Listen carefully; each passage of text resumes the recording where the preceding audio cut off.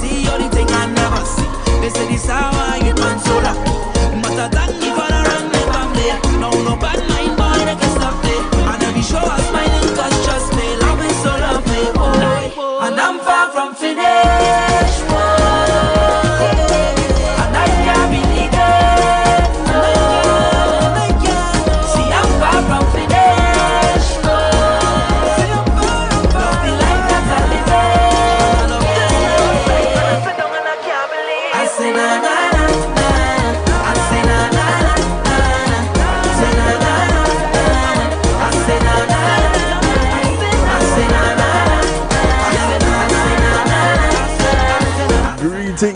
Greetings and salutations to one and all. Welcome to the night shift to DJ Kevin Steele. It's community and finance night. And first and foremost, let me say a happy new year. For the brands and the bling and the expensive thing, oh, I never. I want to say big ups to those who are locked in from near, from far. And mama say, oh, you could have it all. Just work hard. Those on TuneIn Radio on the night shift to DJ Kevin Steele, blessings.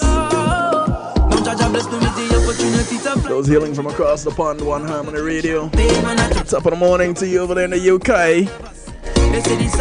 King Genius, Queen Genius. Much love. Happy New Year. Those locked in on the Foundation Radio Network, ClintonLindsay.com. Welcome, welcome, welcome. Mr. Lindsay. Big veteran in the business. Love the life that I live in. I want to say greetings to those who are locked in out of New Jersey. NIE Radio. With my brother from another mother, the motivator.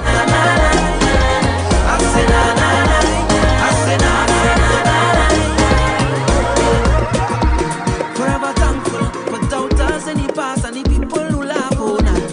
Forever grateful for all the times I've failed. And Papa say, oh. Also to New Jersey, mix102.com. I said, Papa, you know. Blessings to you.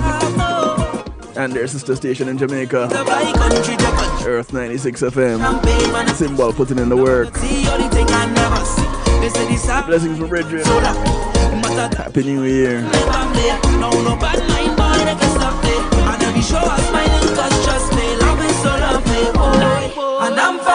The massive that are locked in New York. An island worldwide, exhibiting the power of music. China Nicole, Gary, the Jump Out production crew, much love to you. Welcome, welcome, welcome.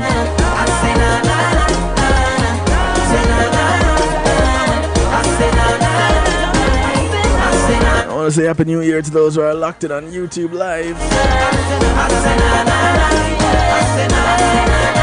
Happy New Year, welcome to the stream. G Angel, Cynthia, the magical one, Merlin.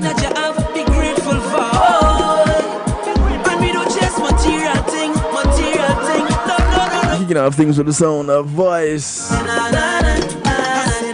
track called Far From Finished. I want to say thank you to my segment sponsors, Paul C Media Group. When being in a moment is priceless. Right, and get them a link. You have an event you want to stream live on a secure platform. Yours, someone else's. Not too sure how to do it. Get them a call. They'll point you in the right direction. And if you're looking for somewhere to host your website and interested in building your own community, yeah, the people at Paul C Media, they're one of us. They host my website, I can host yours too. Link them up, 9754 999 1140. That's 754 999 1140. Thank you, Paul C Media Group. I must say, for those who are trying to get on to kevinstew.com and being redirected, it has nothing to do with Paul C Media Group.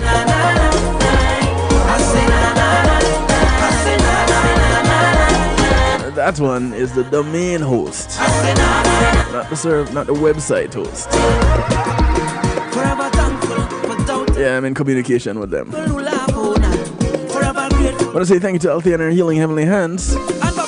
Althea is a licensed massage therapist operating out of Broad County, North Miami-Dade and South Palm Beach counties. She comes to you, bringing her table, her oils, and over 20 years massage therapy experience. Go ahead and give her a call. 954-655-9000. That's 954-655-9000. Call her up. Tell her you heard about her on the night shift to DJ Kevin's Studio. Schedule your appointment. She only has one request outside of paying her. Is that you go get off her table and go sleep somewhere else. Because once you're like me and you enjoy a good massage, you're gonna fall asleep. And that's it. Get off her table, she got somebody else to do. I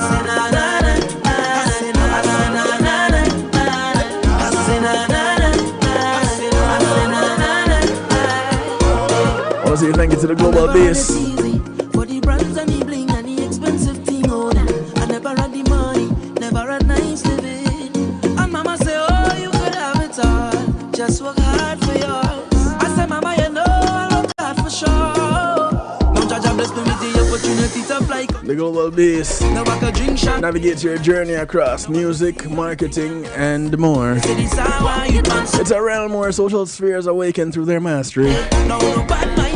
Go ahead and embrace the invitation to liberate your creativity unbounded and free, just like their consultation. Free. Free 99, you can't beat that to the long stick.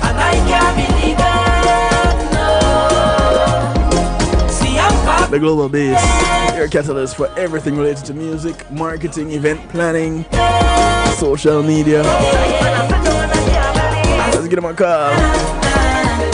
Better yet, connect with them online. Send them an email. daglobalbase.com. That's the global base. Yeah, and they have a new look. New things for the new year. I just haven't updated my information yet. I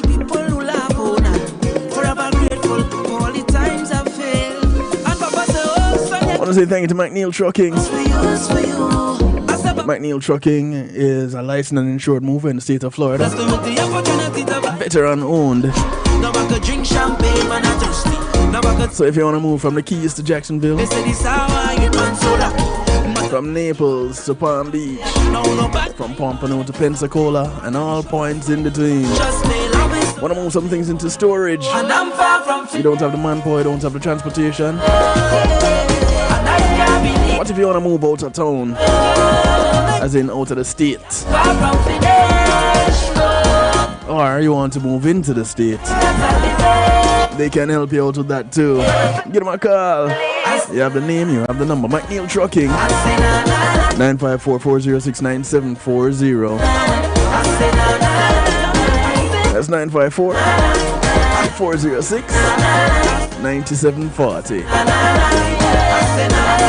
Thank you, McNeil Trucking.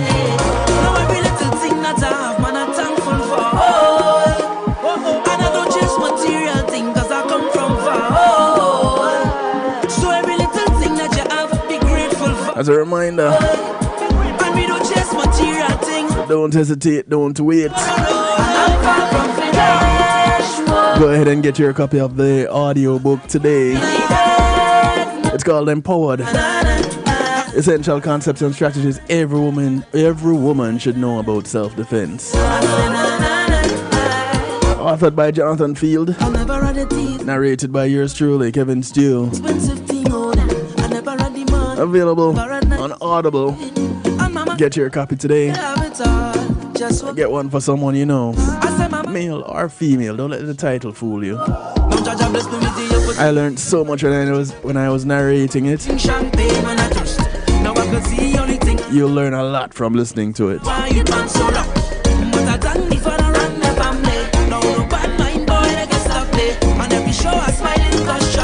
I want to say big ups to the One Jamaica Legal Defense Foundation, and thank you for your support. Remember, you can tune in to what is happening with the One Jamaica Legal Defense Foundation when you listen to Reason with Rattigan on a Saturday, 3 p.m. Eastern, on Reggae Global Radio.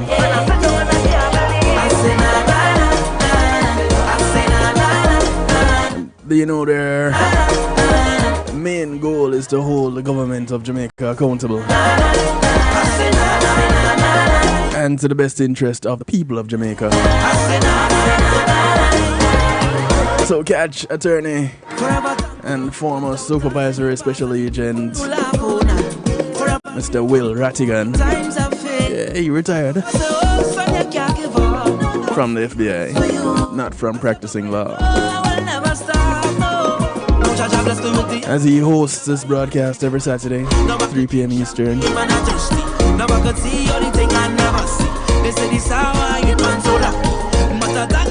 On the panel, you'll sometimes come across this gentleman who has been doing a lot of work in Jamaica, legally and otherwise, trying his hand in politics now.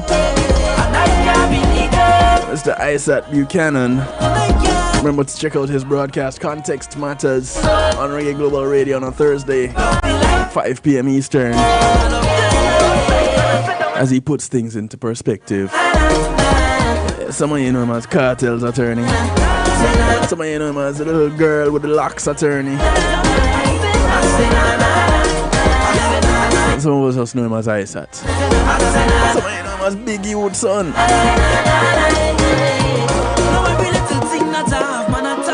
Let's get familiar with him and get familiar with the broadcast. Context Matters. Thank you, Isat. So every little thing that you have, be grateful for. And we don't chase material thing, Okay, so now that we've gotten the housekeeping out of the way,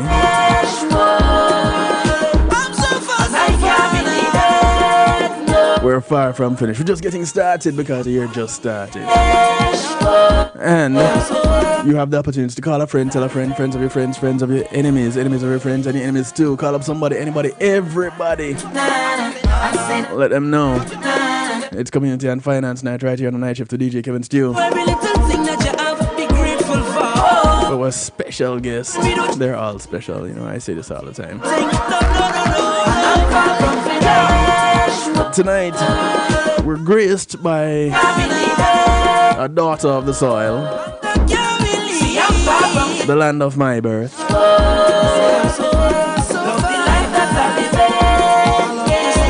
But you see, when we move to other places, we have to make our mark. And this lady has been making a mark. And tonight, we have the privilege of learning how she has gone about doing it. We get the story behind the journey. And so, with me, I believe I still have her with me. Terriann, are you there? Because we're just getting started and I don't know we're near finished yet.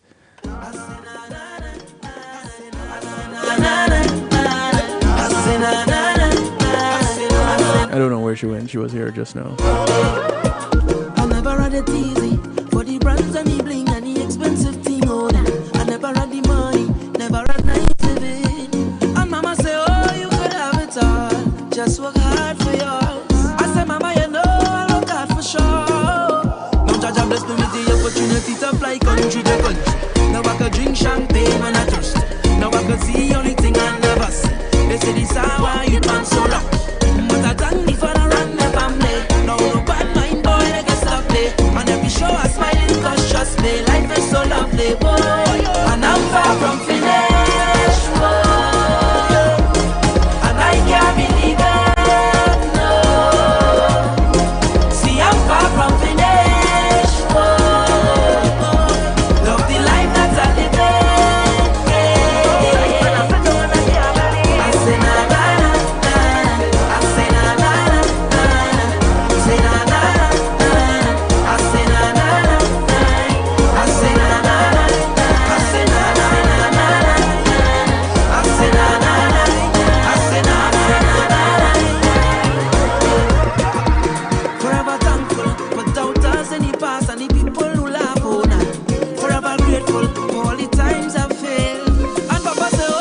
Terriann, can you hear me? What's for you is for you. I said, Papa, you know.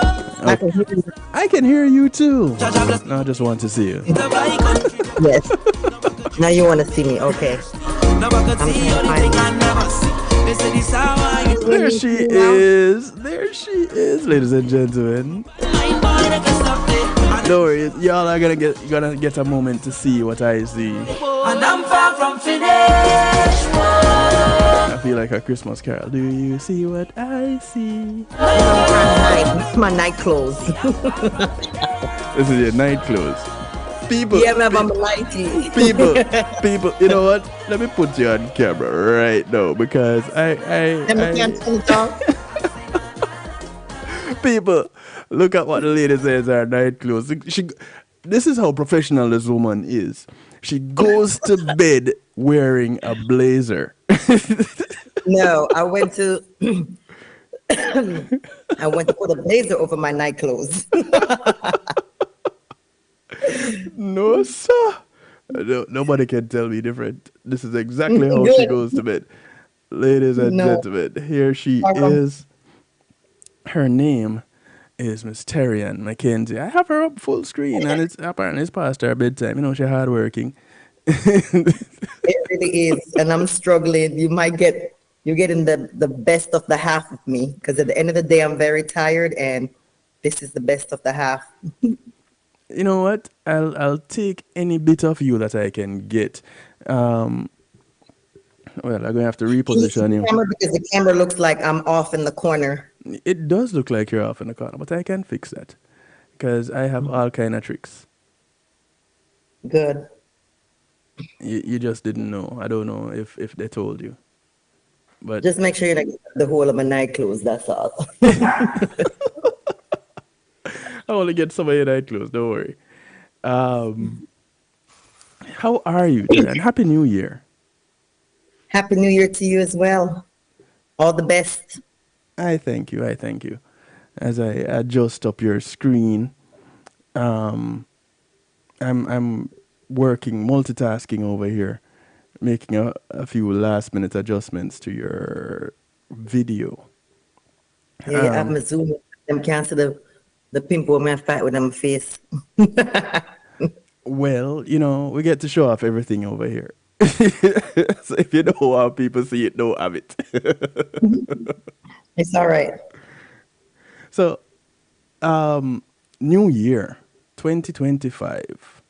And Miss Terriann McKenzie is hard at work because Miss Terriann McKenzie doesn't stop. And as you can see, she goes to bed professionally.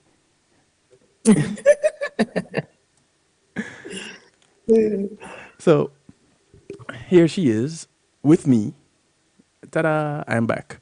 All right, so doing some done with that part of the multitasking. I get to introduce officially the lady behind Mackenzie's Cleaning. Someone I met recently and feel like I should have known her a long time ago, and somewhat like I did know her from a long time. But here she is in all her splendor, Miss Terriann McKenzie, officially. Good night, good night, good night. And good morning, London, UK. I hear you're bigging them up. Yes. We have people over there, well locked in and loaded. And so, who is Terriann McKenzie? I'll have to start at the beginning, you know. I put out a post that whether I start the new year with a clean slate, plate, or cut, it's all have one thing in common. It's clean. And this is one of the things that you specialize in. So, Yes, but we who specialize in is... cleaning. We don't cut corners, we clean them. See, listen, people, you hear that? I didn't make it up. You heard it straight from the source. Who is Terriann McKenzie?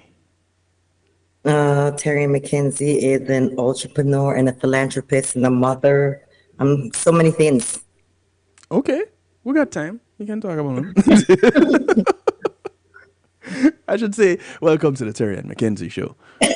I didn't tell you this, Terriann. This is really your broadcast. I'm just facilitating it.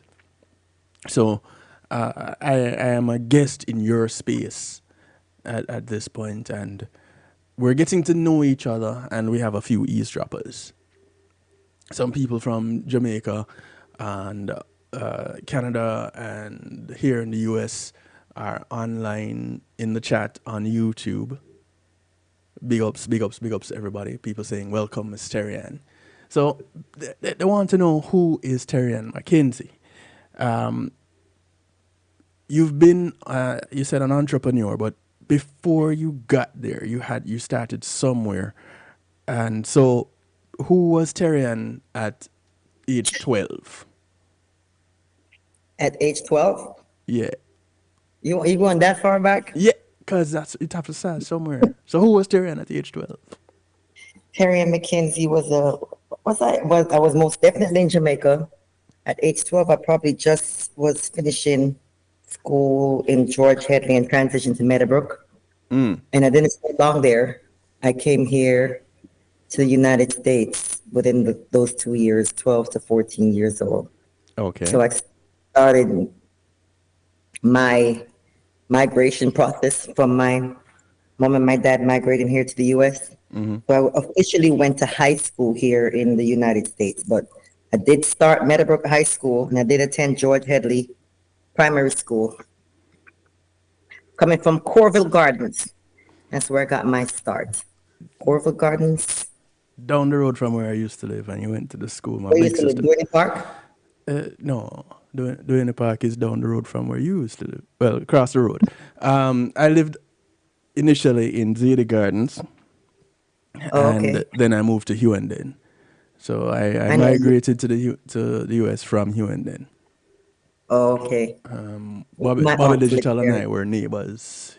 Well, he was the street behind mine, but we were close enough that his wife would often have sit down chats with my mother, and my mother was a dressmaker. But anyway, this is not about them.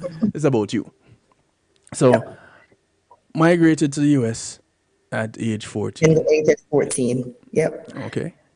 14 years old, came here, went to Miami Central Senior High School in the heart of, well, not the heart of Liberty City, but it's considered to be Liberty City. So we went from a nice, privileged background, decent background. Both parents work in the house, and migrated here and came here and lived in a one-bedroom.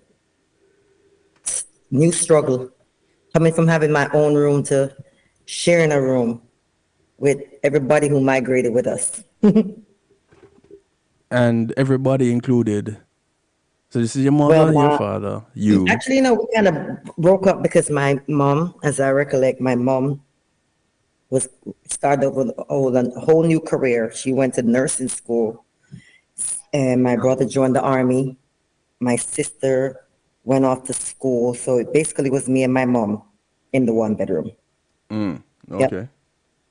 Yep. All right. So here you are. Yep. So I'm home often by myself. I remember watching, my fun time was cartoons, believe it or not. I could remember you taking me all the way back to high school. Yeah. I played high school softball, and my fun time was to get home before 3 o'clock when it was not softball season to watch Alvin and Chipmunk and DuckTales. That was the 3 o'clock lineup. Right? I'm watching Alvin and Chipmunks and DuckTales, and then I'm cooking. I used to make potato salad a lot, and some chicken. Chicken. I ate barbecue chicken, regular, and potato salad. That was my evenings. Then I played softball. I was, I would say I was an average student. I always wanted to keep a GPA like 3.0, a little bit over that, because my softball coach at the time, shout out to James Seeley, who I still keep in touch with to this day. James Seeley, we would play I would play softball on his team, give him a little trouble now and again. I remember getting in trouble and him coming to bail us out. And he said, "I knew it was you." What do you mean? What do you mean you got into a little trouble and he Well, you bailed know, you we out? senior year, just things coming to me now. It's just so funny going that far back. Senior year, we were actually in like the finals for the district championship, and and the school went to see Schindler's List. The school went to Schindler's List, and we were seeing it, so we didn't want to go on the school bus. We wanted to go in our own car. And then this was this Hayden teacher, Mr. Knapp. I remember him. He taught law studies. Uh, my friends and I, a couple more players on the softball team. It had to be at least four of us, and we got caught showing up in a car, not riding the school bus, which at the time, teenagers not thinking it really was a serious violation because anything could have happened. As I'm saying, any cards could have played. We could have gotten an accident. To be where we weren't where we're supposed to be. Mm-hmm. So we got sent back to the school. And it was one of those like, you better get back to the school. Same way you got here, get back there. Oh no. Yeah, and then we got back to school and they gave us in-house suspension because we were athletes. And the school was concerned about winning a championship. Right. So we didn't get the full punishment. We got a slap on the wrist. But looking back now, you look back now as a parent and you say, how could you be so careless to your own children? Yes. But I did a lot of careless things looking back now, not being where I'm supposed to be and not thinking about the repercussions or the consequences that come along with that. Would it be careless though, or would it be adventurous? I mean, to me, it was at that time, we're not thinking like a parent. We're not parents. We're children. We're just thinking about where are we going? How are we going to have some fun? And who's paying? Who have gas money? $5. Okay, cool. Where we could make it. Right. We're not thinking about the repercussions of our actions. Right. Then Right. that's a parent. That's me looking back now as a parent. Me looking through my childhood lenses and like, wow, that was the good old days. That was fun. Those are some magical days. Yeah. I'm not sure why you are frozen on one of my screens, but not on that. I don't know. No, You it's want me not to your just- side. It's not your side. It's something that just Okay. happened. But we can Yeah, hear well, you just fine. So I'll keep using the frozen one until it refreshes. So No, something like the frozen one there at all. Try go and refresh it. Go and look on the picture when it looks so tired, like tonight. no, the everybody else is seeing the frozen one really, Oh, which okay. is pretty strange. Yeah, No, on my end, it looks really big. Like it's taking up. You sure it's not something I've done on my side? It looks no, really big. well, you Like just I have. no. You're fine on my side. Okay. Well, you just sat up and went real close. I don't know. You changed your orientation of the phone No, I or touched tablet. something.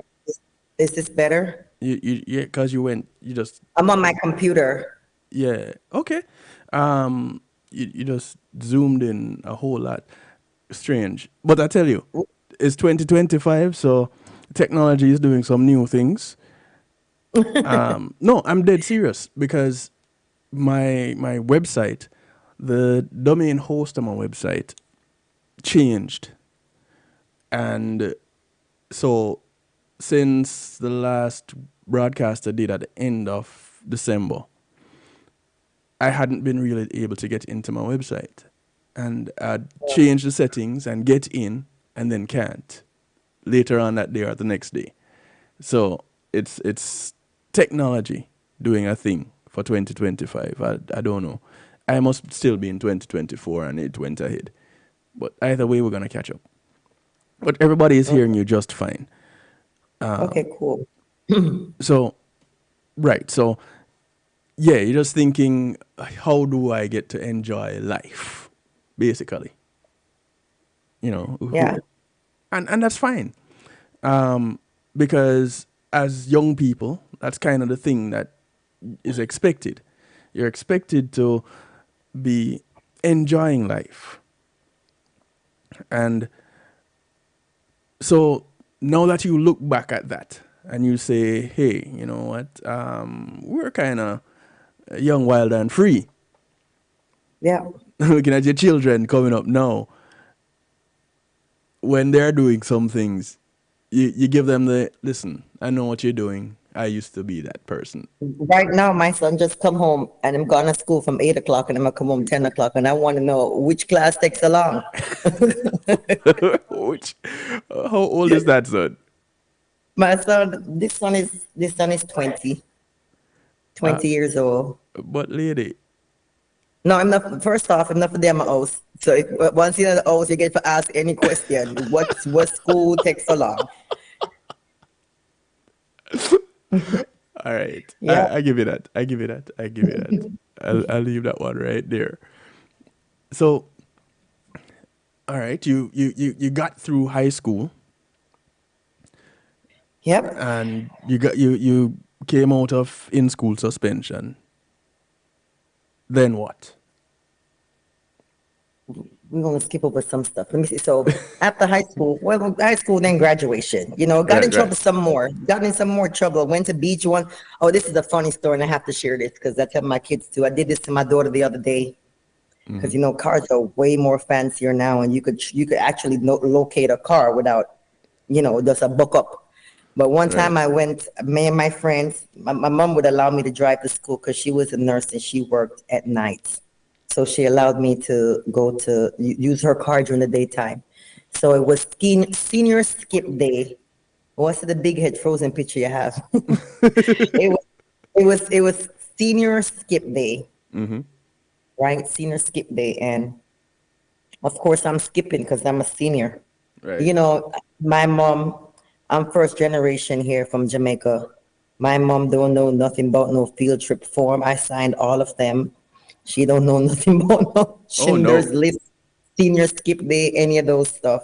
And it's funny how the world is turning, but everything is still the same. My kids are still doing all of those stuff. So on senior skip day, I skip school. And of course, I take three other girls with me, and we're same one from the softball team, and two other girlfriends. And ironically, we stop for gas, and I'm at the same gas station my mom is at. Oh wow. And I'm gonna say, "You're supposed to be in school," and I'm like, "Oh shit." That's my mom. And she's like, yo, give me the keys. Give me the keys and find your way Oh, home. Now we in right the then and car. there. So it's right then and there. Right then and there. Give me the keys. Wow. She took the keys. And me and my other two friends, don't worry, I'm not calling any names. We on the bus in bathing suits. Oh wow. Yeah, my mom she was like, you better make it home before me. Yeah. Oh, Now your that's screen twitching all over the place. it is. It is. Um, that's so weird. So You want me people, to sign off and no, sign no, back in? no, no. It's again me trying to do things in the background, to fix it. I I tell you, this thing called technology is acting real wild, real wild. So she takes the car from you at the gas Yeah. station, and she says, Make your way. You better get home before me.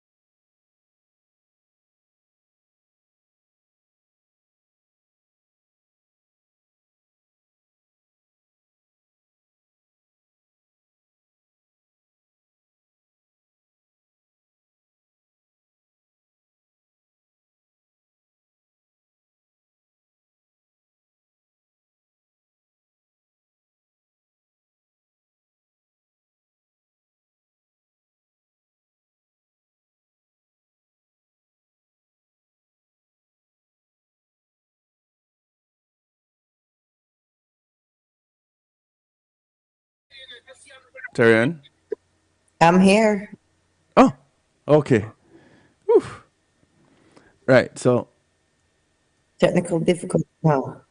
I tell you, everything is going sideways tonight. Because first was the video freeze, and now the audio went, but it didn't. Okay. Yeah, it was a thing for our parents to say, "You better before I do," because, but they well know that you can't do it. Do you give your children those kind of ultimatums? I had a very similar story with my daughter, who is also a senior now, and she's driving.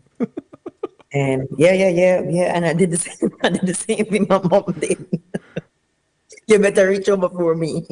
You know, that's And unfair. I was laughing. I was like, look at history repeating itself. But she didn't Exactly. go.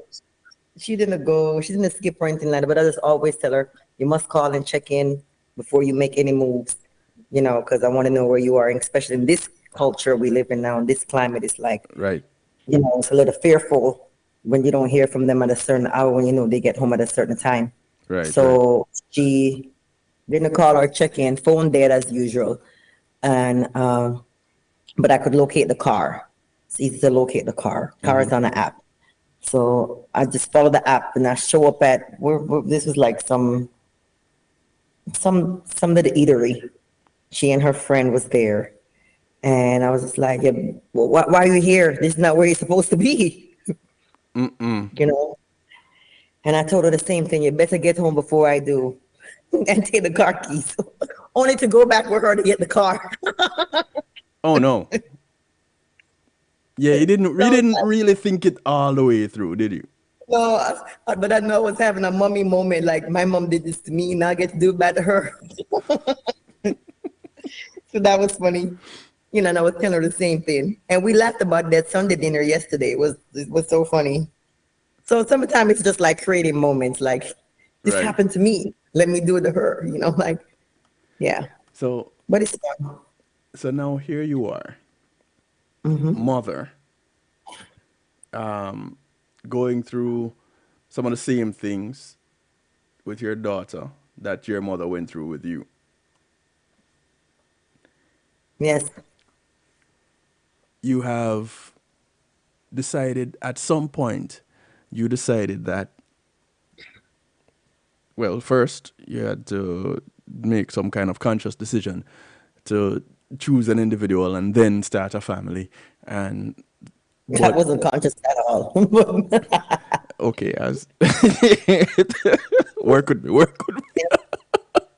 None of those was a conscious. None of those decisions were conscious.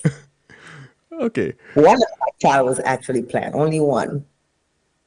and you have no. I don't even think I should ask you how many children you have when you say only one was planned. I have 4 children. Okay, so now if you were to talk with a child who you see living young, wild, and free, and you say to them, "Hey, though, that's not how you supposed. That's not what you're supposed to do. You're supposed to have an idea of where you're going." And is that the kind of thing you tell them? Funny thing, parenting now, because I have adult children as well as children still in high school. So it's funny because the wheel is round. It's the same. It is the exact same thing, but different times, so different treatments, different way of handling things. That's just like you said, the technology is so advanced. Back in the days, we didn't have technology, so we were outside a lot. But now there's technology, and they're inside a lot on the technology. Right. They're communicating with their friends that aren't in proximity. And to them, it's fun. To me, it's just like boring, Right. But it is it's the same. Parents are dealing with the same things, the same. I'm not even going to say foolishness. The same things teenagers and young adults did Back in the day. back in the days, in whoever days, my mother days, my days, my kids' days, the same thing that they're doing now. Same thing. Nothing new. Some of it is. Not, Well, yeah, you're right. It's just that the very few of it technology is behind new. it And is I just say this because them sneaky like us, just like I was sneaky like mom. Because just like my parenting, my kids think they could go around me, just like I think I could go around my mom, and just like my mom and dad, and they think they could go around their dad and I, and they think their kids will think the same thing. So in that retrospect, it hasn't changed. yeah, yeah. Yeah. You, why you get so close? I don't know what's going on with your screen now, because on my screen all I see is my hand. So I should be doing some sign language to the people out there No, no. who We're seeing a lot more of you. The people out there are seeing a whole lot more of you. really. Well, I wonder if it's on my screen. I don't know. Listen, Okay, don't sweat it. The people just make outside. sure to my night clothes. Here we go back to this again. People who go to sleep wearing a blazer. The blazer is higher than my nightie. You can Only say old school anything. Jamaican people know that. She have So on our nightie. so you mentioned doing philanthropic work. You mentioned being an entrepreneur. Now, Yeah. you can't end up being a philanthropist unless you're already successful with something. It's harder to be a philanthropist when you have nothing to give, when you are there struggling to make it yourself. So, philanthropy involves a whole lot of giving back to the community. Yes. So, That- before we get into the philanthropy, let's talk a little bit about your journey to philanthropy via your entrepreneurship. Okay. Before I became an entrepreneur, I was a teacher. And while I was teaching, I realized from childhood that I was doing a whole lot of cleaning. Whole lot. I was the one cleaning up the house all the time. And I took pride and joy in just cleaning. I didn't like washing dishes though. So that was, but cleaning and organizing and, putting things together, that was my thing. And I enjoyed it so much that while I was teaching, I was just like, hey, people will pay money to get their house clean because a lot of people don't like doing this. And I like doing this. Let me find some people who like doing it so they could do it with me. Right. And while I was teaching, I started my first company, Heavenly Maids. Heavenly Maids. And and that was after watching Made in Manhattan too. That kind of inspired me. Yeah, Okay. I went to the movies with my college friends from Florida State. We were young married. I'll never forget my friend Isaac and Sandra and my ex-husband. And I went to the movies and we were watching Made in Manhattan. And Isaac majored in accounting at that time.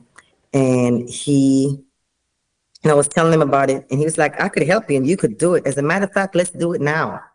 That's the kind of friends I have. And so he was like, oh, you just gotta go to Sunbiz and what's the name you want to use? And I was like, well, we just saw Made in Manhattan and now, let's say Heavenly Maids. And we did Heavenly Maids and we registered it right then and there. And then it's literally like that. From an idea, putting it on paper, running with it. Just like the Bible says, write the vision, make it plain, Right. run with it. So that's what we did. So we wrote it down, registered it on the Sunbiz, and then from there, I was a business owner.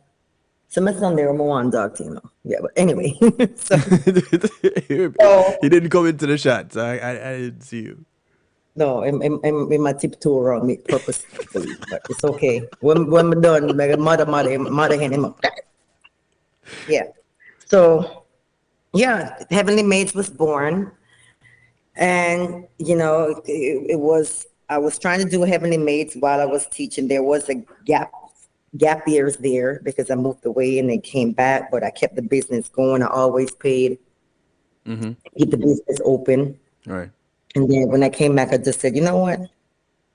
This could work. But in order for it to work, I have to quit this job teaching to do it.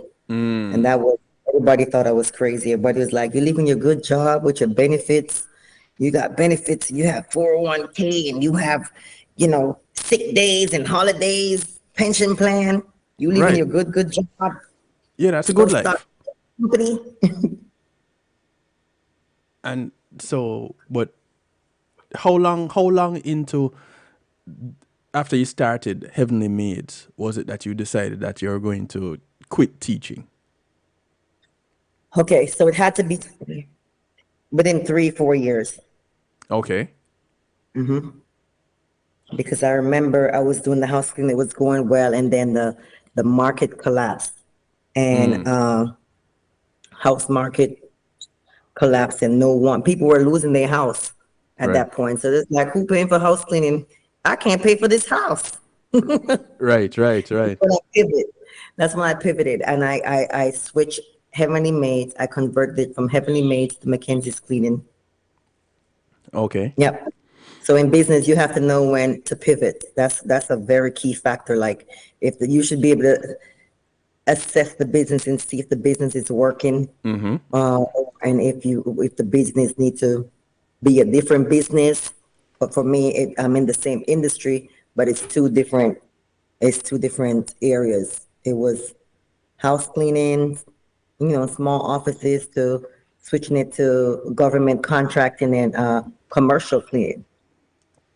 Okay.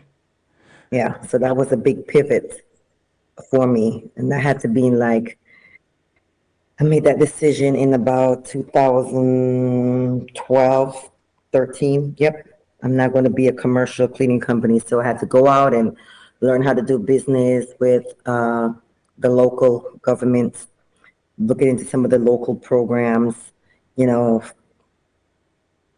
building relationship, attending a lot of networking events within the counties that I service, and finding out how their system work, learning the players and the programs and the process, and climbing during that time, figuring things out.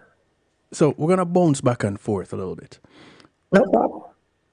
You decided that you were going to start a business doing something that a lot of people look down on. Yeah, I got clowned on too. By your Yeah. friends? Oh, by friends and family. There's this like, she left her good job and now she's a cleaner, or she's saying she's doing a cleaning company. And I was not in the business, so to speak. Like, I could remember the very few times I went out and cleaned, but I do get to say that I was cleaning because I started the cleaning business. Right. But when I pivot to the commercial side, it required way more office and management skills than it did cleaning skills. So I built this company from ground up, going through all the levels. All right. So we're gonna get to the conversion. Let's go back to Heavenly Maids. Okay. So you're teaching, you're out there cleaning these people's houses. I'm teaching, and I'm out there. I think I went out a couple times, and I hired people. I hired people who didn't have jobs. I hired 4 ladies. I hired 4 ladies. Then I bought a van. Yep. And they would be out while I'm at work. But I would schedule the call. I would schedule the appointments, and I would go out and pass out the flyers. Yep. I was out there doing my own advertising and marketing. And there was, the internet wasn't popping then. Right. I was literally out there putting flyers on people's car and walking in communities, and soliciting, putting flyers on doors and door stoppers, and passing out flyers and letting everybody know every workshop I went to that this is what I do. Just spreading the word myself, and then had people out there. I remember my friend who's a principal now. He was out there helping me. Shout out to Dr. Dylan Williams. He was out passing out flyers with me, him and his friends. Like, I had people who believed in me, support me with passing out flyers, coming to clean with me. Remember, I got a job. I got very decent gig. When the market collapsed and I wasn't cleaning houses, God always provided, thank God. Invitation Homes was doing homes. They were buying up houses of everybody who was losing their house, and they needed people to maintain those houses, and they will get those houses clean on a regular and pay you on a regular to clean those homes. So them alone would give me like 50 houses clean, yeah, on a regular. So I hired more people, and that got me through like the recession time, you know, just cleaning for Invitation Homes. I used to live in an Invitation Home in North Lauderdale. Yeah, I had not. There was on my list.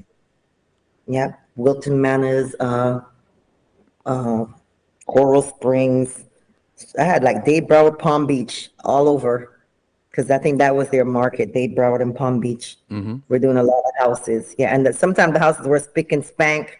It was just like in and out, in and out. Sometimes I would go, because it was just like maintaining those houses, because they were showing them to sell them. Sometimes they were empty. Most of the times they were empty. It was just going there and freshening up. You weren't even there an hour, because the house was already clean from that first detail cleaning. But they kept it on a cycle. Right. And that's the wise thing to do, because maintenance is easier than repair. Yeah. So Definitely. Was there a time when you got started that you were like, this is too frustrating, I'm just gonna kick this to the curb and just stay with my teacher? I killed myself, literally. Like, you know, my husband and I had brought my ex-husband. One of the best decisions I made too. One of the best decisions you make to make him your ex-husband? Decisions I made in my life was to say yes to divorce. You know, people say yes to that dress. I was saying yes to them papers. But yeah, people are scared of like change, you know, and it was a little frightening, because I was a young mom, 2 children at that time. I had 2 children, and I didn't know if I was coming or going, and started a business in a recession. You know, it did feel overwhelming. And I think I even said I feel like killing myself. But my faith has always kept me grounded. So the faith side of me always outweighed that side, that was that fearful side that was telling me, girl, let's kill yourself. These kids will get that insurance money and they'll be fine. Those voices, listen, you got to know which voice in your head to answer to. Right. Because it was very, very overwhelming. And my ex-husband too, at that time, being young, he was telling me, nobody's going to want you with no 2 kids, and, you know, you left your job. That wasn't nice. But boy, how he like me now. How does he like you now? Leave it alone. No, one thing, I get along. I got a good get along spirit, and we laugh.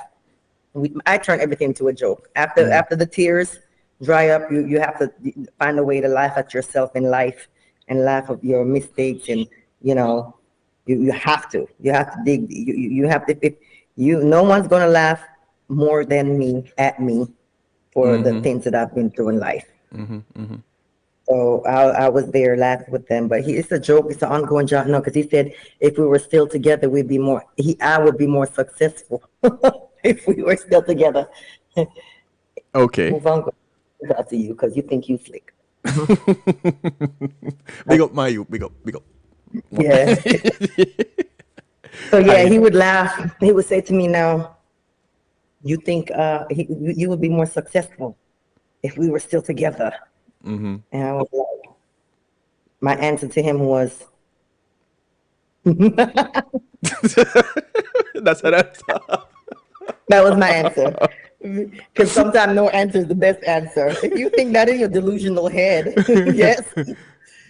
Is it that you would be more successful, or he would be more successful?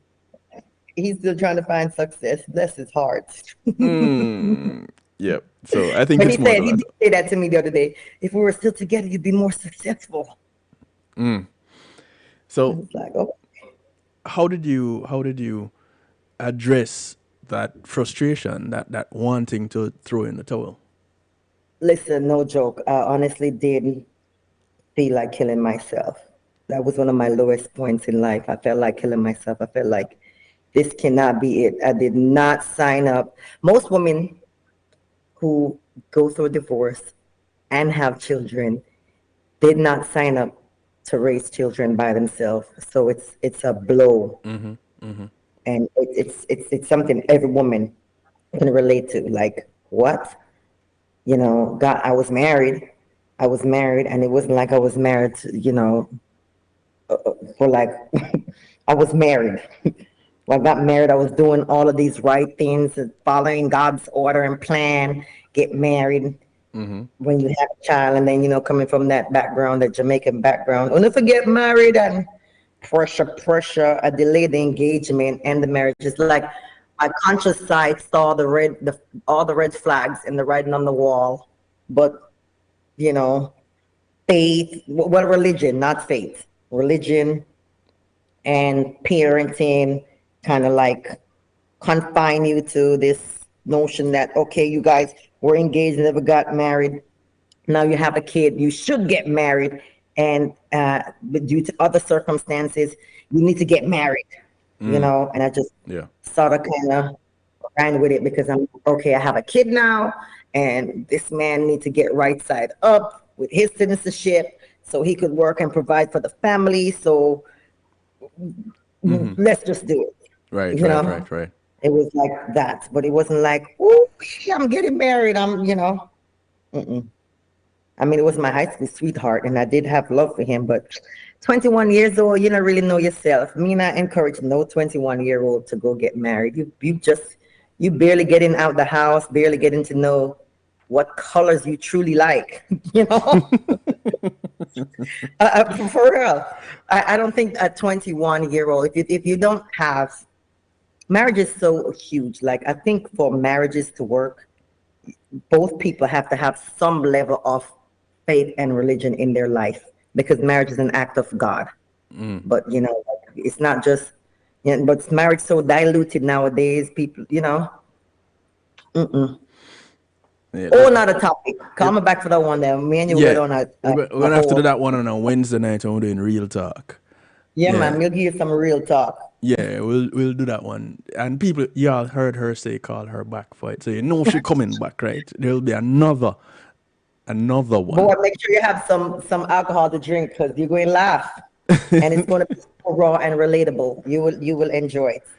Listen, because I'm open and honest. I think that's how you learn and grow from other people. And I don't know whose life this might be impactful to. Some single mom right there might have a gun in her hand, or telling her, hearing that voice in her head like I did, that saying, yo, this is overwhelming. Kill yourself. The kids will be better off. Because, Right. someone would answer, and then someone might turn and say, well, she survived, so me can survive too. You never know. So much people come up to me and say things like, wow, you never know who is paying attention at any given time. Yes. So you persevered through that moment and continued with your business. I did. I pivoted, as I said. Invitation home went on a decline, and at that time I was looking into like government certifications and things of that nature, county and local certifications, learning their program and their process, and getting involved. What made you think about going government? Man, I'm telling you, man, this has to be, now people gonna say, oh, that's so cliche, but this has to be God, because I didn't even go to school for this. And all of this feel and came so natural. So I think everybody have something deep within them that's speaking to them, that, people call it your intuition, your soul. You need to listen to that, because people will go venture off into doing something that friend I do, or mommy tell you to do, or, somebody else doing it, so you following them, and that's not your thing. That's not your teaching was not my thing. When I was teaching, my students were 18 and I was 21. Do you know what that was like? It was fun, because I would say it was fun, but it was also like I had older teachers hating on me because me and these kids were the same age, and we were in a 3-year age group. Right. Yeah, so I'm relatable to these kids, and I'm doing things and I'm engaging them in a way that the old teachers weren't engaging with them, so they didn't like that. But teaching was fun, but it wasn't my calling. Got you. You got to really discover and answer that calling inside of you. So it's so important because are you truly living when you're doing something that you're not finding gratifying? You just get a paycheck and you don't want to wake up, like, oh Lord, I'm on the hamster wheel. No. Yeah. But sometimes you have to ride the hamster wheel in order to get off and push the wheel. Because becoming an entrepreneur, you're not riding the wheel anymore. You're pushing it because you are doing the work to make whatever it is that you're doing work. Yeah, that's exactly the case. I am doing the work to make sure the work works. So, I'm sorry? So nobody taught you really how to do your business. Nobody, and then it's buck up too, because one time I was going to school when I did my master's degree, I did take some classes. I honestly believe God has always positioned me on my career path by accident. I got in some programs, and I could honestly tell you I wasn't paying no attention, but some little things did seep in. Honestly. So you were paying some attention. I was paying some attention. It's like me when I was in Jamaica, right? No, true story. And I was at George Headley. And in Jamaica, common entrance was a big deal. And you must pass common entrance. Right. My brother and sister, who are older than I am, they both went to Meadowbrook. And my common sense factor told me that you're going to Meadowbrook too. Whether you pass or not, you're going to Meadowbrook. So it wasn't my thing to go and test and study and break my neck and try pass, because I already knew I was going to go to Meadowbrook because my brother and my sister went there. Right. So I didn't have no common entrance. I tell people all the time. My sister was arguing with me the other day, telling me that I don't know what I'm talking about. I passed common entrance, and I'm looking at her like, no, I did not. And she's like, yes, you did. Stop saying that. And I'm looking like, I didn't pass common entrance. It's not a big deal. It's not a big deal, but to them, it was like the world, But from my dad always said he wouldn't worry about me because I'll just find a way and make a way. And it wasn't a big deal to me. Yeah. My sister was like a stellar A student, always concerned about school, went to law school, graduated young, 21, a lawyer, just like mom's dream child. When my mom used to introduce me, she used to always, even when I was an entrepreneur and I had my own business and business doing well, she still introduced me as a teacher. Jamaican people, it's like Jamaican older parents is like, an entrepreneur is not a career. No. You're a teacher. Right. So, the lawyer, the doctor, the teacher, the nurse. Yes. And her son, who is the lieutenant in the army, the lieutenant, the lawyer, and the teacher. And I was just like, Mom, you do know, like, their salary combined is a contract, But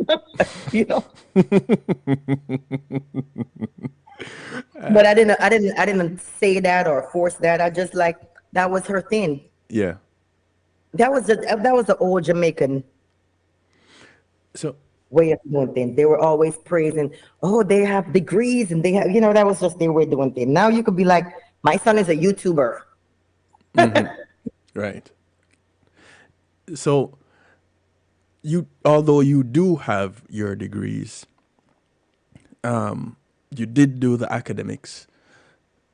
The driving force behind your business was just your love for cleaning?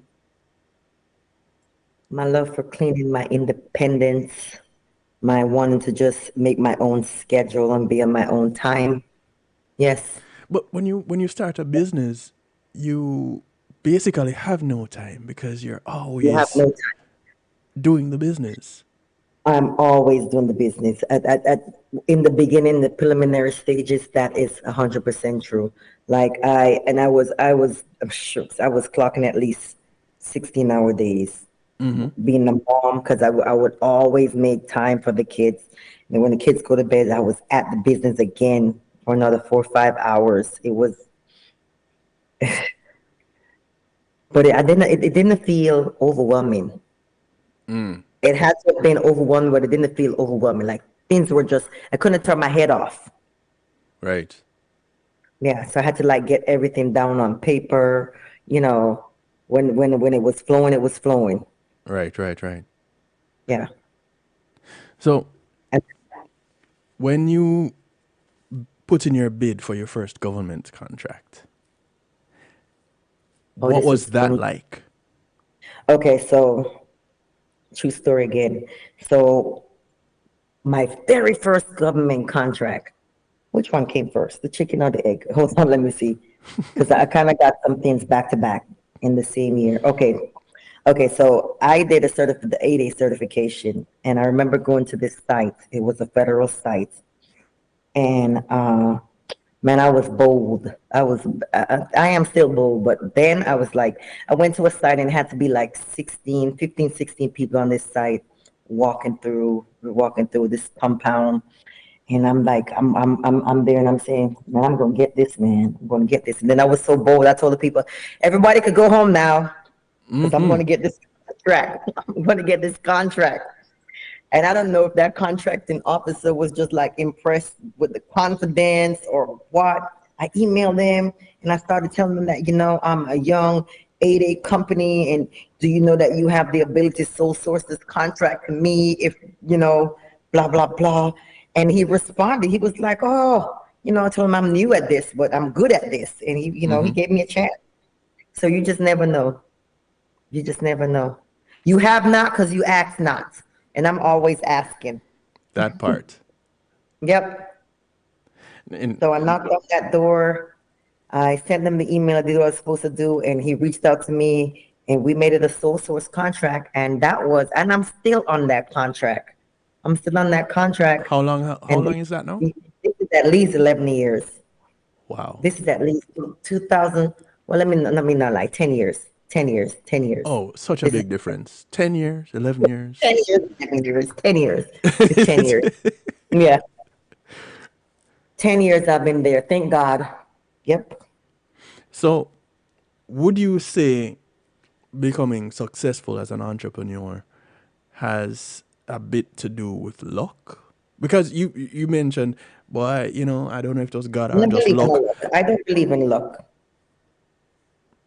I believe in faith and destiny and just getting aligned with those thoughts that are Being in in your alignment. mind. Everything starts in your head. Everything starts in your head. The idea starts and develop in your head. And if you just get in tune with that voice, you won't miss, and it won't be luck.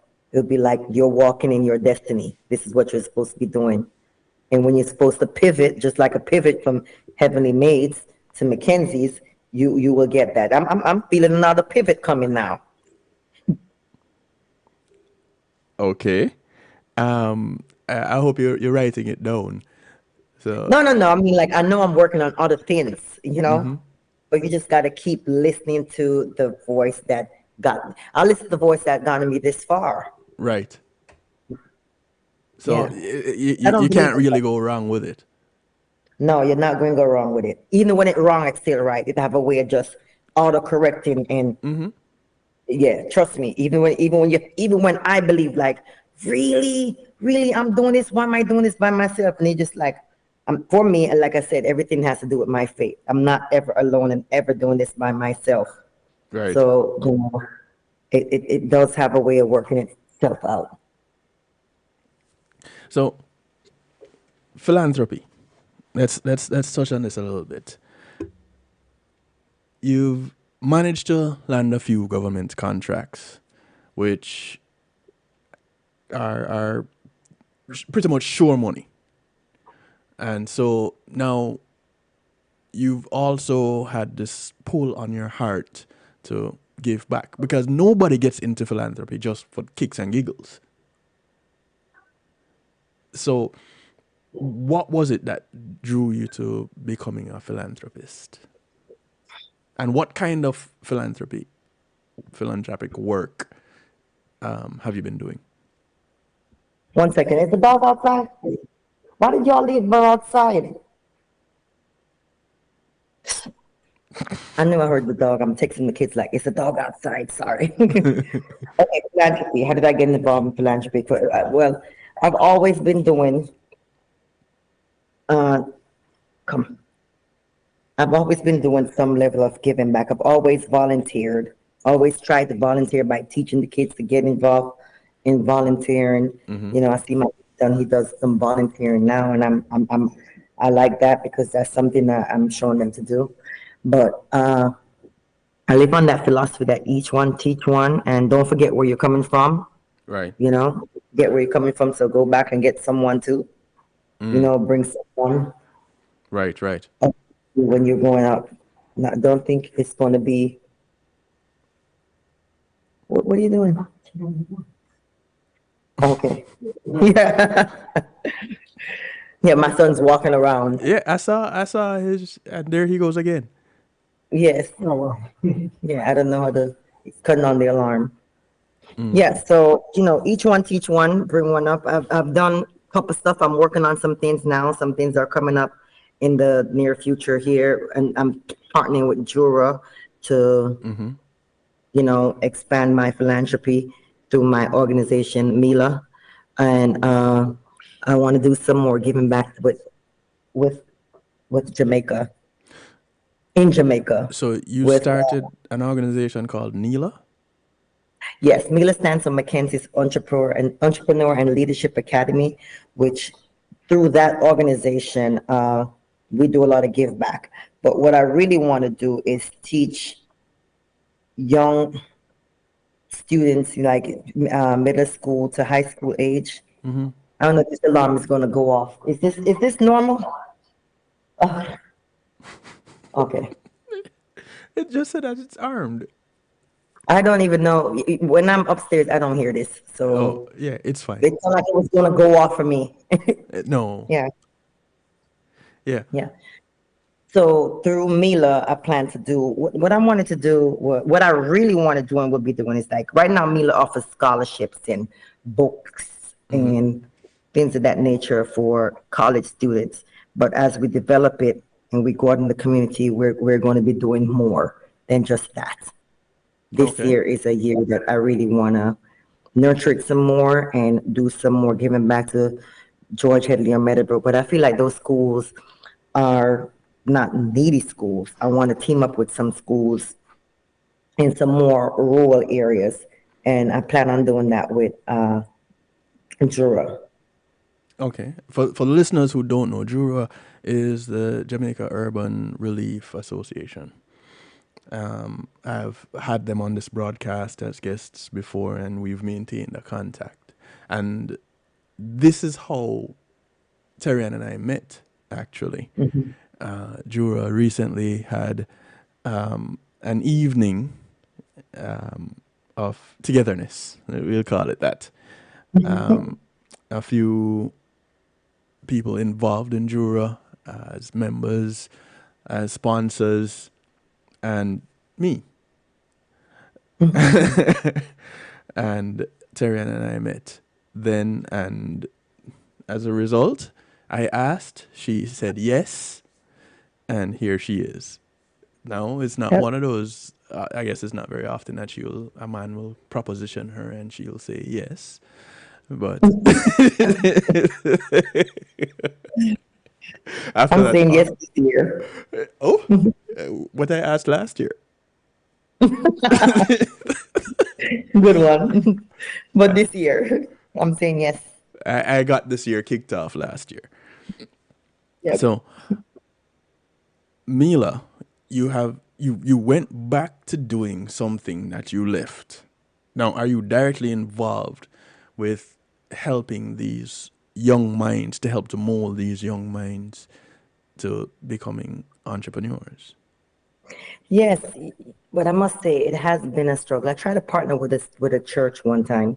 I tried to partner with a church in Jamaica, and I'm just a short version of the story didn't work out. I tried to partner with a smaller church, and that didn't work out either. It's just like, I don't know if it's the communication and see, people want to see more of the money versus like the service, and I want to do more service that's tied to money. So I just don't want to just give away a scholarship and someone write a beautiful letter and say they're needy and they're really not in need. Right, I right. want to do something through the organization where we're partnering with people for months or years at a time, and then at the end they get tuition or books or something tied to that, some more So deep. basically, you're saying, yeah, I can give you a fish to feed you today, but what I really want to do is teach you how to catch your fish. Yes, yes. So that's what I'm working on developing more this year with the partnership with Jura, because I just don't want to give you give them things and you don't ever see them. They don't Yeah. come back. Yeah. Come back. You give them scholarship, pay for tuition, you pay for books. They aren't coming back. Yeah, not that you're looking for them to come back, I was but about to say. the time Mila is each one teach one. I'm bringing you, bring someone else. Keep it as a revolving Pay it door. forward. I taught you, you teach it to someone else. Keep it going. Pay it forward. Yes, paid forward. That's what I really want to see it develop into, and I'm going the extra mile this year to do that. Okay. Meeting on the 10th. Okay. And I'm here to see you do it. Yes. And remember now, you're still gonna have to come back for us to talk about the real life side. I'm gonna wear a mask that day. And you're gonna need me to disguise your voice too. No, I'm not gonna be able to disguise my voice, but I'm gonna tell it like it is. But I think it's fun when people are authentic and real about like their life and their life struggles, and it's not always a peachy, wedding dress, picket fence, dogs and dog and car. No, that mash up sometime, and it's okay. well, you have the house, the car, and the dog. We saw the dog earlier, and the kids. We know about them, so Yeah. you kind of have it all. It's the journey to getting there, and some would look on and say, yeah, here she is with her big business, but there's a journey to the business. You had to start somewhere. Your journey started with leaving your homeland where you were comfortable. Not that you were trying to leave, but you had no choice, no real say in the matter. Leaving your homeland, going to a foreign land to pretty much condense to one bedroom Yep. and start over life. Now, children are pretty resilient. My mom started over. I could only imagine what it was like for her because she had to Correct. be in her 40s. Right. I love 30s, yeah. Late 30s, 40s, early 40s. That was hard. Correct. So, and that's what I'm saying. As a child, that start over is real easy because we're more resilient as children. We don't understand some of the burdens of life at that point. Yeah. But you made that change, got into a stream, did the things that you pretty much were supposed to do. You went to school, you got a job, and then you decided to jump out of the stream. Did I jump, boy? That was a big turn. I didn't tell you about the holes that came with doing that jump. Like divorce, bankruptcy, and foreclosure was all running together at the same time. It was now that felt overwhelming. When I didn't just make a sweet, clean cut pivot like dump on the river on the bank. No, In the river, it was not like that. It was more like hill and gully. So, what then would you say are some of the tips and pitfalls to becoming an entrepreneur? Well, when I became an entrepreneur, so many things was going on at the same time. Like I said, I got a divorce. My went from 2 income to 1 income, 1 income with 2 kids, turning your car. We can't afford that anymore. I was bold too, man. Man, I was bold because, like, the turning the car. I remember I used to have an Infinity truck, and I stopped paying it, and I was just like, I was scared that they would come and take it. So I would have restless night. And one morning, I would just wake up and take that back to Infinity and say, "Yo, here go your keys and your truck." And I gave it back to them because, like, I'm not going to pay for it anymore, and I can't afford to pay for it, and it wasn't priority for me. And I bought a car cash, like a little Dodge van, and I remember being ridiculed. Not going to say by whom, but it was very funny. It's like, look at you, you used to drive Infinity truck, big truck. Now you drive Dodge van, and I was, and that was funny. And actually, was throwing rocks at the person who said that to me and broke the window on the Dodge. I broke the windows on the Dodge van, but there was a lot of pitfalls. But I didn't stop. I didn't let it waver me into let me go back to my job as a teacher because I'm still certified to teach. I could have well and gone back to my job, but I just knew deep down in my soul, in your shanana, that this was going to work. This is going to work. It's going to work if you work it. If you work anything you work in life, I don't care if it's a business, a relationship, whatever you're working at constantly is going to work. Yeah. Yeah. It's going to work. That's for someone out there. It's going to work. Keep working it. That is for someone out there. Yeah. Someone in the chat, G Angel, just said Terriann is just so beautiful. I don't know who you listening to or are looking at, G Angel. Angel, I know. That'd be nice. Thank you. Much appreciated. But it's the journey.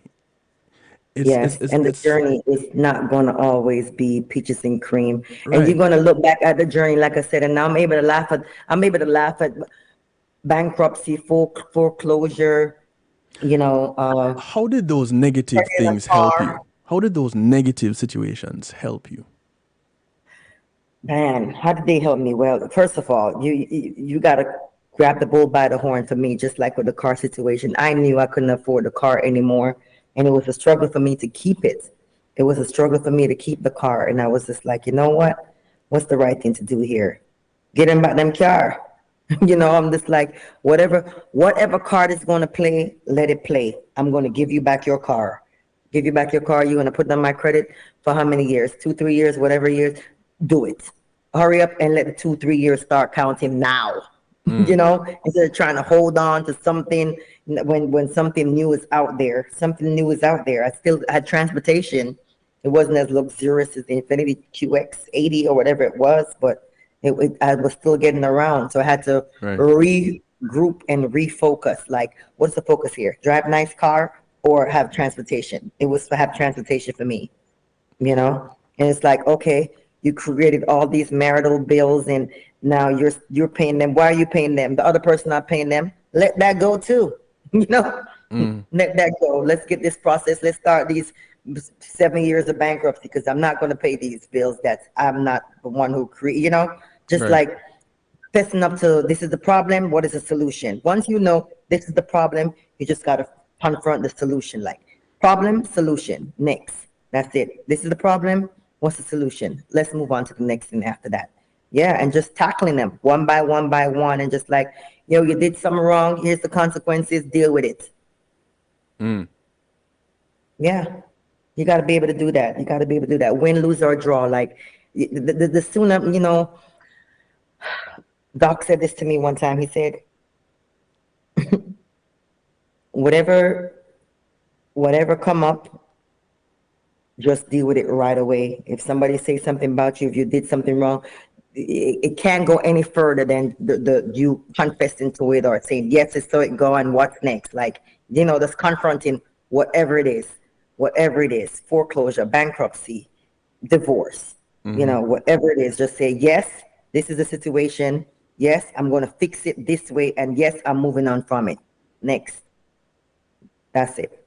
In everything. That's how I'm handling everything. Like, No, I'm not gonna. I honestly believe I can do all things through Christ who strengthens me, and God never give me more than I can bear. So I'm gonna deal with this. Right. And that's how I've been with everything. The children, the divorce, it wasn't all fun and games. Lord God, me used to cry. I'm a bally, you see. Oh God.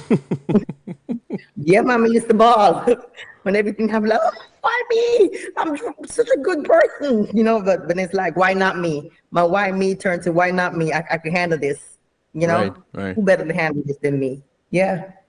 When you start getting different lenses, Mm-hmm. just okay, next, I'm gonna tackle this. What's next? Who are some of the people that you hire? Do you go out? And I know you have the organization Mila, where you're molding young minds. I know you said the first set of people you hired were some women that were not working. Yeah, migrants like myself and my mom, like people who came into the country, little or no education or income or support or resources Mm-hmm. that people weren't given another chance to. A lot, people don't like to say it, but it's the truth. A lot of people in this field, this is not a career path that it requires a degree. It Right. doesn't require a degree to clean. So it's not a well sought after position, but we Mm-hmm. hire people who love to clean, and most of the people who love to clean are in our Caribbean background. Whether Right. you the Caribbean or Hispanic Yeah. minorities, yeah, Yeah. that's what those are the people who we hire a lot. That because they're in this industry, they like doing it. A lot of people, it's like Trump saying he's sending back all these immigrants or whoever, Trump, Bush, Obama, whoever the president is, they're always saying how, oh, people are stealing the job. A lot of Americans don't want to do these jobs. A lot of people Correct. don't want to do labor. I mean, it pays well. We pay $21, and I was looking at the payroll, and people are getting paid $20+ for cleaning. I mean, we pay higher than most of the fast food chains. Um, It's to not you, it's a job that's frowned upon because people are cleaning, but it's not a bad job. It's a very decent job, and I love hiring people who actually have passion for it. I have an employee, Tasha. She is always like we do a check-in. We have like all these online chats with our employees. And shout out to Miss Tasha. She probably doesn't even know I'm doing this, but I admire her work ethics and spirit. Like she has the people in her crew motivated. When I look at their group chat, as I do everybody chat every so often, just to check in and let them know that I'm there, my presence is felt, like keep things in order. She's always motivating her crew. They put on different things, costumes, and just enjoy their work and their team members. Enjoy the work as they're going through the work day, because on any job that you go to, some people spend more time at their job than they do at home, because true. you're 8 hours at the job. Yeah. You wake up, you're 8 hours there, then you go home, you're interacting with the kids boss for a moment, then you're sleeping and taking care of yourself. You And sleep, take care of preparing to go yourself, back go, to the job. yeah, and then you're doing it again on the hamster wheel. So it's the people who you actually work around. You want to make your work fun, and I like to hire people who make their work fun and make others want to come to work because they don't know what Tasha's going to do or what hat Tasha's going to bring for you to take the group picture to check in. It's fun. So, do you have a program for, because some of these same individuals, it doesn't require a degree, but some of these same individuals, either they can't get one or don't have the opportunity to get one. So they can't get one because they're not, they don't have the mindset for academia, right? Do you have a program where you work with those who want to further their life in academia, where you help them to do that? That's a great question, and that's something I'm actually working on this year. And it doesn't have to be academia. It could be service industry. It could be AC and electronics, or electrician or plumbing. If we want to we want to create another division at McKenzie's where, we have like a service department, where because it all falls under the same NACE code. So we will do support service for facility support services. So a facility might need someone to fix their AC, Right. or an electrician or a plumber, or to do build out, convert an office into a kitchen or things of that nature. So I want to pay, I'm actually looking to this right now, well, not right now technically, but this is something I'm looking to just this last week, is where we want to branch out the pivot I was talking about, Right. and send someone from within our organization who's working for us now to school. So that's something we're definitely looking into. Of the 4 ladies that started with you, any of them still with you now? No, those ladies are one of them, the teeth. Hey, you the batch is varied. Sometimes you bite into an apple and you'd rather not. No, but they did go on. The ladies that started with me, no, they're not here. But I do have long standing employees. A lot of people has been with the company. I count the years. Honestly count 2015 till now. That even though we've been in business 20 years, remember I was teaching for part of it. I was Right. full time. It was first Heavenly Made, then McKenzie's. So to literally have, and it will be 10 years in July, from 2015 to 2025 July, Right. 10-year run, and have been accomplished as McKenzie's have been in this 10 years. We have people who've been with the company 8-9 years. Yeah. Like the first contract that I grew have, with you. that lady's still on the contract. She's still there. And like you said, the jobs pay. And the job is paying. They get a raise. They get a raise every year. Every year. Because we don't pay minimum wage. We pay what's called a living wage. And it's the federal living wage. Totally different. Yeah, totally different from minimum wage. Totally different from minimum wage. It's like at least $7-8 more minimum. Yeah. So we pay the federal living wage, which gives the employees opportunity to provide benefits and things of that nature. So they get paid pretty well. Yeah. Like we don't when we find the good people, they stay, and we reward our employees. We always try to meet with them for the holiday season and in the summer months. We give back, Nice. We do things. We were a family away from the family. I try to tell the people at work that, but you always get some people who don't belong, who don't fit, and I Yeah. try to weed those people out Right. quickly. Yeah. So- they have that saying that says, hire slow, fire fast. Yeah. Within that 90 days, you should be able to tell what's going on, and the telltale signs are there. You just need to pay attention. Right. So order them within the 90 days, because people are who they are. Same thing for relationships. I'm Wednesday. so looking forward to this Wednesday night with you. Yeah. All right, so we as we wrap up, we just jumped into who Terriann McKenzie is. Tell us real quick, do the sales pitch for McKenzie's Cleaning. Or the elevator pitch. McKenzie's Cleaning is a janitorial provider in your local area, actually across the United States. Ooh. We got a big now. Yeah, we're able to do business in the United States, but I don't bite off more than I chew. But let me get back to my elevator pitch. So McKenzie's Cleaning is a janitorial service, providing janitorial service to federal clients in your local area, Dade, Broward, Palm Beach counties, and we're branching out into Georgia. So our slogan is, we don't cut corners, we clean them, and that speaks for itself. We provide floor care services, anything to do with a facility management and support. That's what we do. Okay. So you've completely moved away from residential cleaning? Yes.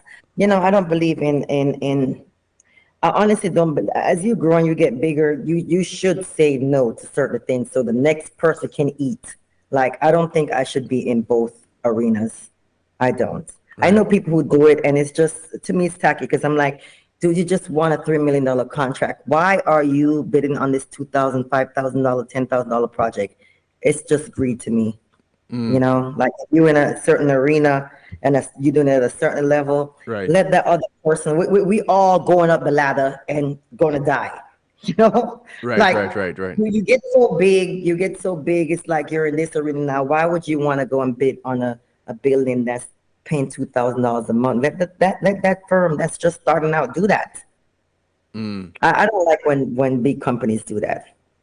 I don't like when big fishes come and swim in a little pond. You know, I like that mentality that I started off here and I can't stay here. And when Yeah. I move from here, I should be able to look back at someone else and say, hey, this is how you get here. This is what you need to do here. I And agree, but some people are, I know companies who do that, and I frown on it, and they know I frown, and I'm just yeah, like, why would you do that? You like, yeah, yeah, I have a company fighting me now that has graduated the program that I'm in, and I'm ranked number one, and they're ranked number two, and they're fighting me saying that I shouldn't get it. And I'm just like, you're not even in this program. Why are you doing this? You know? So it's just crazy. Greed will make people do things like money, right. love of money, because it's not money, it's the love of money. True that. Yeah. So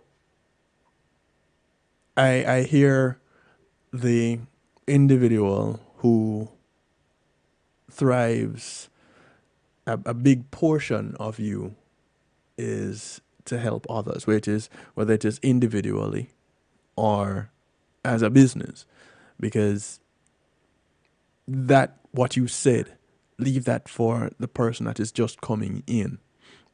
When you come across these smaller contracts, are there entities out there that you know are just starting out that you say, hey, I have someone that I can recommend you to? I do it all the time. Cautious. I'm being very cautious now because sometimes you recommend people and people hold you to it. They'll call you back and say such and such didn't do a good job, and you just like, Yeah, and it who's end the up being referral? you. You know, referral. I don't do it anymore, but so and so does it. And then I'll also help my colleagues. Like if they're bidding on something, I know I'm not bidding on it. You know, I would give them pointers. I would tell them like they would people will call me and ask me all the time, well, how much would you bid? And I said, well, my pricing module and yours might not be the same. So let me help you develop what you have, you know? Got you. These practices that you apply, are these the practices that you learned along the way, or these are the practices that you learned when you went to school? This is hard knocks. This is the school of no hard knocks. This is buck your toe and bump your head. Buck enough toe. Get some con. Yeah. No. Everything is learned. It's not, most I always say this and I live by it. I don't know who said it, but most of the things in life are caught, not necessarily taught. It's not going to come from a classroom. It's going to come from life lessons and experiences. And that's how I learned a lot in my industry. It's just like it's all from being on the job. That's why they have on the job training. Like you're going to learn it on the job. Right. It's not one part of it was textbook. I'm still saying, when we go to school for again, because none of that stuff I read in the book, it's actually happening on the job. Yeah. That's why it's on the job training. You're going to learn it on the job. You're going to learn it during your internship. You're going to learn it.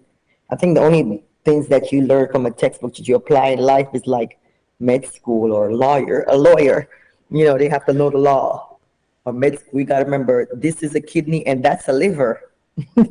Yeah, but here you are bidding on contracts, which involves some bid writing. It involves some negotiations. Well, negotiations you can that's a skill you can develop along the way as you That's go. innate. Yeah. That negotiating skills to me are innate, and definitely most of I'm gonna give. I know this is gonna sound so cliche, but this boy might tell you, say, God have me where I am, because I often go into the rooms and I'm just like, what the hell just happened? And where did that come from? How did I know how to say that? Or I remember one time I went to negotiations and we reached an impasse. Didn't even know what the word meant back then. We was like, oh well, we're in an impasse. Stop, come back tomorrow. And I was like, Lord God, make a lose the contract. I think this is my first contract, and I remember praying. I was like, "Oh God, I really don't know what to do," and I don't even know the words that they're using in there. And I literally heard in my spirit, "Go back in there and tell them that, listen, we're gonna do it from back to front, because we did it from front to back and it didn't work. We did it from back to front, and what took 4 hours the previous day took like 25 minutes the next day. So that's what I'm telling you. You got to listen to your soul, because this, I didn't go to school for this. I'm going to forever give God glory in this, because I did not go to school for this whatsoever. This has just all come up. And I, one time, no joke, not a true story, recent too, had a protest, and feeling overwhelmed because so much was going on at the same time, right? And I said, you know what? I hear you're going to do this by yourself. I was like, man, I'm tired. I'm going to pay this lawyer. I'm going to give him this 10 grand. I gave the lawyer the money, and the lawyer called me and gave me back my money. And if you know lawyers, they don't give you back money. Lawyers don't give you back money. That lawyer gave me back my money and said he's not going to be able to help me. And I was like, damn. I feel like I was trying to go around God, saying, you know, God, if you're going to help me, you're going to help me anyway with this guy, right? And the lawyer called me and said, like, less than 5 days. And I started like panicking. I was like, oh my God, what I'm going to do? I was like, listen, God. Now, you told me I'm going to do it by myself. I don't know what to do or what to say, but I'm going to do it by myself. And I said, two of the lawyers were in the room. And when we came out, one of the lawyers said, oh my God, you represent yourself and your company so well. Like, you really didn't need a lawyer. You really didn't need a lawyer.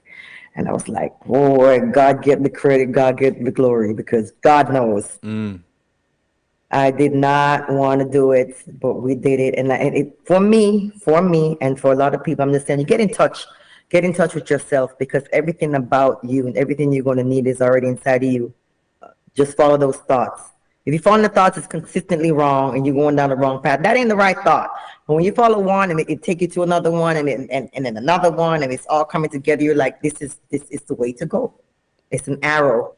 Those thoughts are arrows leading you to the next arrow, and the next arrow, and the next door, the next opportunity. That's the way I think and believe and live. I hear Fix it quick. Fix it quick when it's out of order. Deal with it right away. Take the consequences, whatever it is. Deal with it and just know that you trust in. Merlin says, thanks, Terriann, for coming on and giving your beautiful story. I love cleaning. It's such a pleasure listening. God bless your heart. Thank you, Miss Merlin, and God bless you too.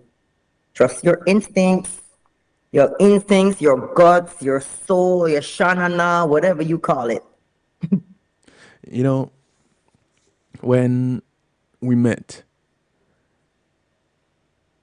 remember, we spoke on 2 different occasions at night.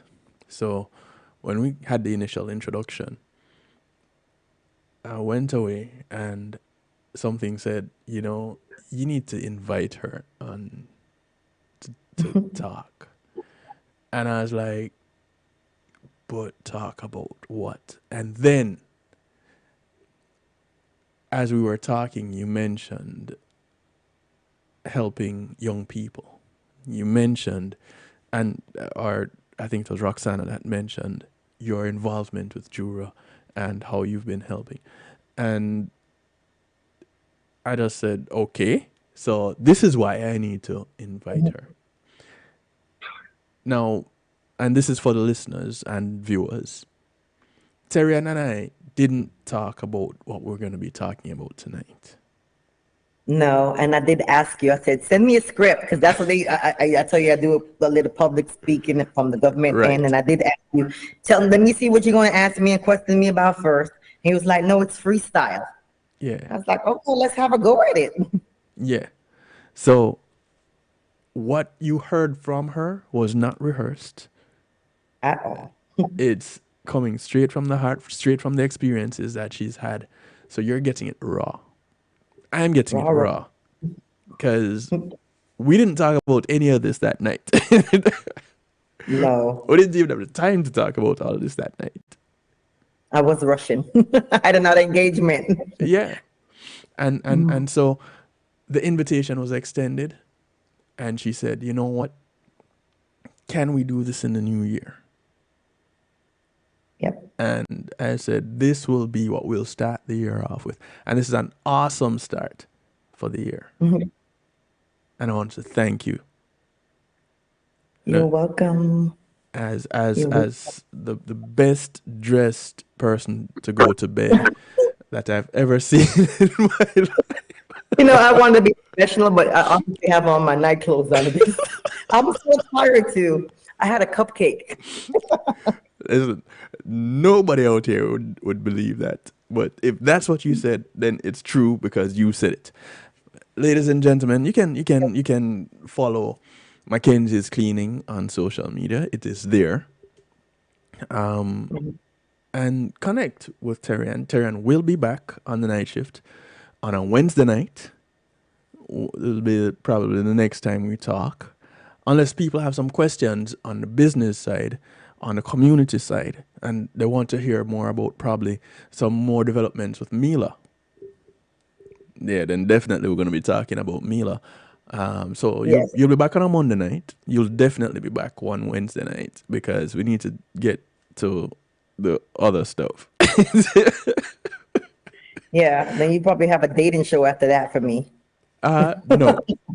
You'll probably get your own that one. calls. I am not going to hook anybody up or try to connect anybody. I have two listeners on my Saturday show, my Saturday broadcast, which is music, my Saturday night, that they met in the chat room. And they're so loving in the chat room now. I don't know if they've ever met in real life, but they're so loving in the chat room. And so it's a thing. It's a place. Chat spaces happen to be a place where people just connect. A lot of the listeners and the viewers here on YouTube, some of them have come over from that broadcast, and some of them know each other from there. And I see my cousin from Jamaica in here. Hey, cuz, love you enough. I'll be visiting soon. Yeah. So, thank you, Terriann. Thank you. Truly appreciate of it. Thank you for starting off the night shift for 2025 on this high note. You've really made it difficult for me to go on the rest of the year because this one is so high. Upon you, boy, you challenged me again. Where's you get me on a Wednesday night? People, you heard it. You want me to be charged up? All right, so you have yourself a good night. I'm gonna give these people like 5 minutes of musical therapy. I usually give them half an hour, but you were so Nice. engaging that I couldn't. I just couldn't. Well, thank you for having me, DJ Stu, right? Mr. Kevin, much appreciated. Bless you and your program. I hope you do quadruple what you usually do on a regular. I Okay. thank you. I thank you. You're putting me to work. I And thanks to everybody for coming on, listening, sharing. Tell everybody about DJ Stu, okay? I like her. Did I tell y'all I like her? I like her. Terriann, good night. Go get some sleep. We'll talk. Yeah, man. Blessings. Take care. All right. Bye. Ladies and gentlemen, Miss Terriann McKenzie of McKenzie's Cleaning. Real business, real thing.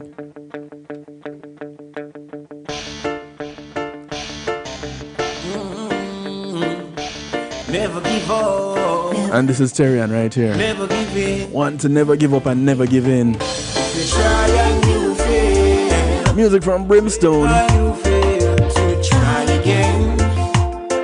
Just try again. Cause a winner never quit. No. Not quitter they will never win. Quitter never win. If you try and you fail, never you fail to try again. Just try again. Cause a winner never quit, no. And a quitter they will never win. Quitter never win. Well, everyone in life, everyone have a story. Self-pity me, I tell you, now go get you no glory. Life road is a mission, two road that before way. And you never have it level, it's an uphill journey. Oh, nothing good in a life never yet come easy.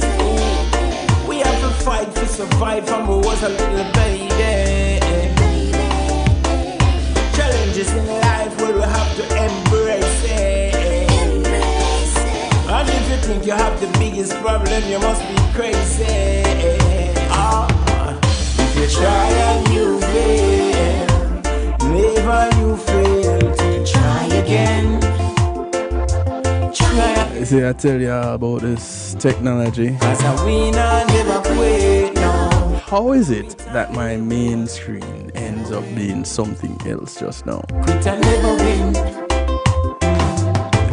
If you Make it make sense. fail, never you fail to try again.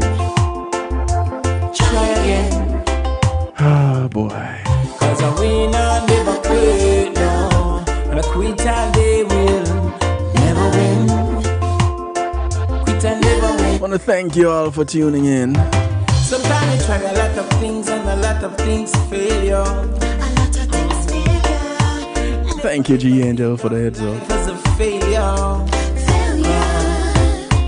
Enough time you Thank you, Merle, God not hear you. for connecting me with this artist. When you think him not around, at that time him then near you. This is Brimstone To the most I may tell you, send and let go. with some real true words. If the devil with them, you want to tell you kill yourself too. No matter how you have it hard, someone have it worse than you. Life journey goes on, yeah, without you. So if you try and you fail, never you fail to try again. Just try. As we part company, do remember to look out for members of your community. Your community is not just the development that you live in, but it extends far and wide. Those that you pass on the bus, the plane, the boat, the train, whether you walk, ride, or drive. These are members of your community. Do something good for one another today, because you never know who's going to do something good for you tomorrow. My name is Kevin Stewart, so I like to do it to you, for you, and with you. Looking forward to this new journey on 2025.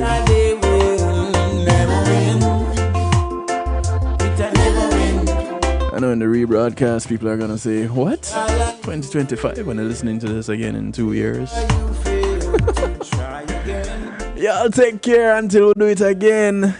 Much blessings to you. Catch you later. Alright? Peace.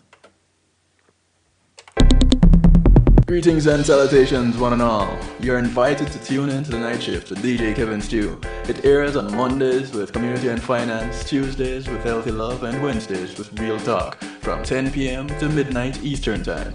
Come spend some time interacting in the stew pot where we keep things bubbling and wind down in musical therapy. The Night Shift with DJ Kevin Stew is on kevinstew.com, where you're encouraged to have acceptance through enlightenment.